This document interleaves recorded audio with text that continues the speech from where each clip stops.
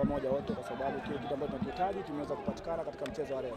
Tuambie namna ambavyo ilikuwa ni ngumu kupata hata hiyo alama moja, ikiwa leo siku ilikuwa ni ya kutangaza pia ubingwa, pengine ilikuwa inapendeza zaidi mngeshinda zaidi. Mpira ndio jinsi ulivyo na matokeo ya aina tatu. Kikubwa ambacho tumeingia nacho leo na wachezaji ambacho nikopo nakitaka nikitoe kwenye akili yao ni yale mahesabu ambayo yapo.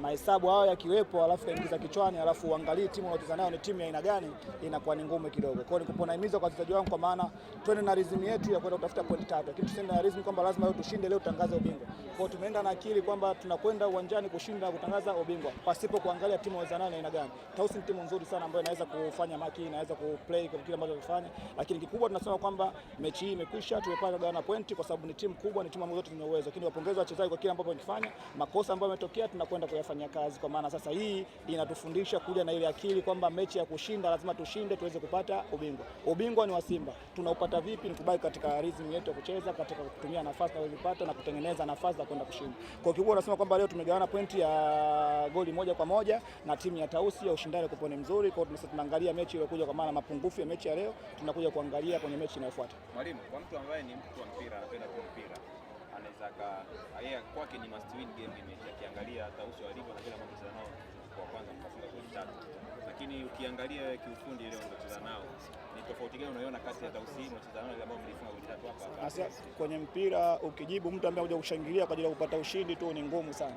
Mpira ni ushindani. Nimesema awali kabisa kwamba tumekuja kushindana, tumekuja kwenye mechi ambayo ilikuwa na ushindani mkubwa kama ushindani mwingine ambao tunaipata. Kikubwa leo ambacho kimetokea ambao ni mapungufu kwetu sisi ya kuweza kutokupaka zile pointi 3 ni ile confidence ya kuja kwamba lazima tushinde na tupate ubingwa. Kwa maana hakuna kibaya chochote ambacho kimetokea katika mechi ya leo, kwa maana tumefanya makosa, wametuadhibu, wamefanya makosa, tumeweza kuadhibu. Lakini kikubwa tunasema mapungufu ya mechi ya leo tunaenda kuyafanyia kazi sehemu ya uwanja wa mazoezi, tunakuja kuangalia na mechi ambayo inakuja kwamba ni lazima tuweze kucheza na kuweza. Kikubwa kwenye mipangilio yetu tumesema tunachukua ubingwa pasipo kufungwa. Simba Queens leo haijafunga, imetoa draw, lakini pia imesogeza gap moja. Kama hata mechi inayofuata tukitoa draw bado ni mabingwa. Umeona? Kwa hiyo tuende katika rhythm kile ambacho tunakihitaji sisi kitu gani. Tusiende na rhythm kwamba tunatakiwa tushinde, hapana. Huo ni mpira na ushindano, unahitaji mbinu. Kwa hiyo tunasema leo timu mbili zimekutana zenye mbinu, zenye ufundi, tumeweza kugawana pointi. Sasa tunaangalia katika mechi inayofuata.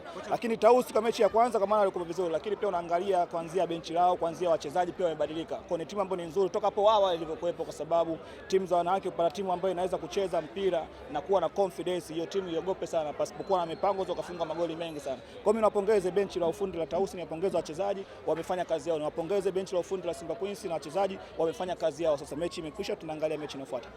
Asante sana mwalimu. Asante sana.